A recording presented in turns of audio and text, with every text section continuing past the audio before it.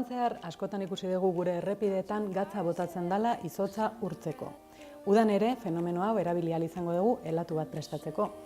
Izan ere, neguan gatza botatzen dugu gure errepideetan izotzean dagoen ura ahalik eta gehien urtu dadin. Ikusten ez badugu ere, izotzaren geruzean ura dago likido egoeran, orekan izotzarekin. Gatza botatzen dugun momentuan oreka hori urtzearen prozesurantz zeharkatzen da. Baina ur hori 0 gradutik aspira egongo da. Zergatik, prozesu hori endotermikoa dalako. Hau da, prozesu hori gertatzeko beroa behar du. Ondorio sistematik hartzen du beroa eta sistema bera hoztu egiten da gehiago. Nola erabili dezakegu hau udan basan bezala helatu bat prestatzeko. Izotzan hastuko dugu gatzarekin eta nahaske horretan asaltzen den ura 0 gradutik aspira egongo da. Izan ere, -9 gradu zentigradoa arte jaitsi daiteke. Hemen prestatu ditut galleta batzuk, karamelo batzuk, azukrea, esnea, izotza eta gatza.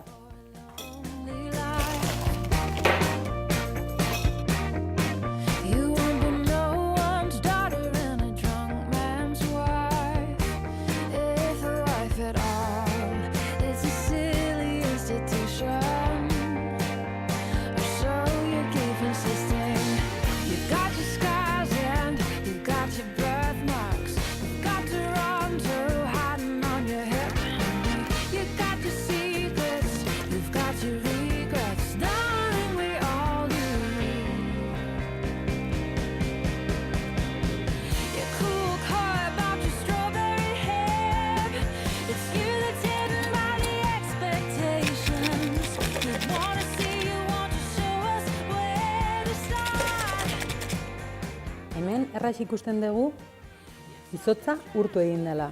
Izan ere, ur asko daukagu. Ur hori 0 gradu azpitik egongo da. Gutxi gorabehera -9 gradu ingurura iritsiko gara. Hau gertatzen da esan bezala gure oreka desplazatu egin dugulako.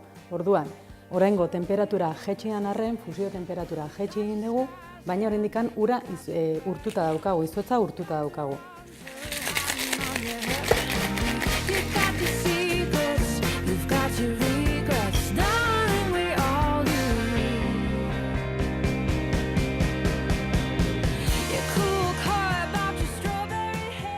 Listo daukagu gure izozkia.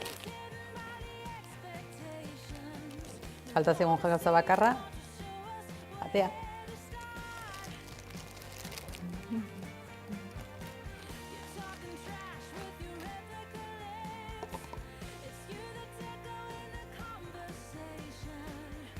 Honegin.